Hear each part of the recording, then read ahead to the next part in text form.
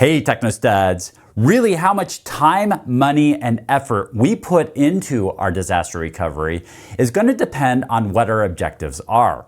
We have two objectives that we may want to accomplish: a recovery point objective and a recovery time objective, an RPO and an RTO. So let's talk about that in this video.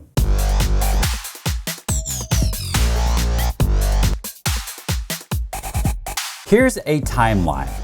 And on this timeline, we have some sort of incident that's occurred. We're going to say that the incident that occurred was a fire in our data center. It destroyed some equipment, it destroyed some data, and now we need to recover from that.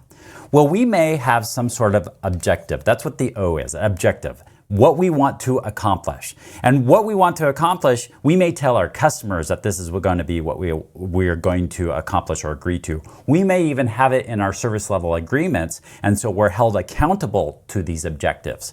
And so what is our objective? Well, one of them is our recovery time. The recovery time is how long it's going to take us to recover from this incident.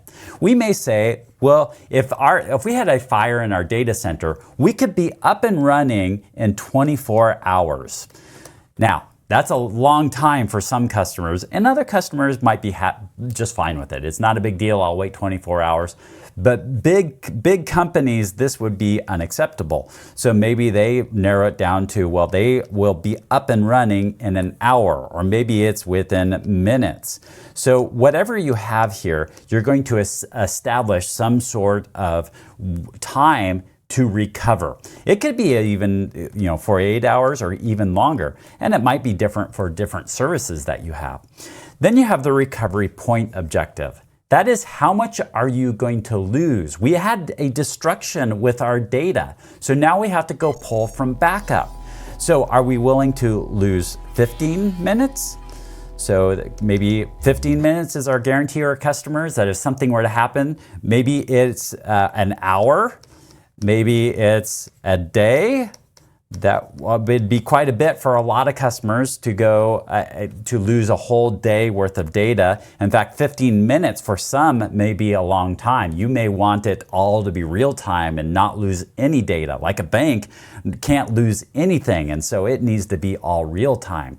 So this is the recovery point objective. Recovery point objective goes backwards. How far back can we go from restore points? And the recovery time objective is how long can we go to be down and still be okay. So there are some considerations when we're weighing this out. Like ideally what we'd say is, well, our recovery time objective is going to be less than a minute. We pretty much want to be up right away. And our recovery point objective is going to be less than a minute. We can't lose any data. That's the ideal, and there are some systems out there that require this. However, this is very costly. You have to have a hot site that's the data is constantly being replicated to, and you can pull that up at any point in time. And so what we need to do is we need to balance out what is our customers demanding, what is our board of directors demanding, what the execs demanding, what is the demand on us, and what is the cost involved with this. And we have to weigh those out to determine what this is going to be. So obviously this is going to be expensive, and the further back we go with the recovery point objective, if we're willing to lose a day's worth of work, 24 hours worth of data, then that's going to be a lot less expensive than trying to back up a lot more often. Now, the cost for data storage is becoming fairly minimal, so we can actually get the recovery point objective a lot closer to the incident than further away. Versus the recovery time objective really requires, if you're going to operate in 48 hours, you might be able to just have a plan to say, well, we're not going to have any servers up and running. We're just going to, if something happens, we have everything in the cloud and we're going to spin up all new equipment, and we're going to say in 48 hours, then we'll be up and running. And that can be very cheap. And then if we get closer and closer to here, let's say we want everything to be in 1 hour, then we're gonna have to have machines already set up, the data ready to go. We're gonna have to have a hot site that we need to just go over there and flip some switches and go through some processes to bring that live.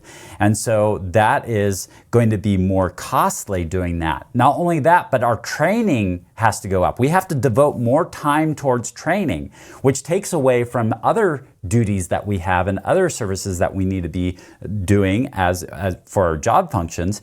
So there is definitely a cost, not just from a hardware and resource standpoint, but also from an employee standpoint, that time is going to have to be devoted towards that training.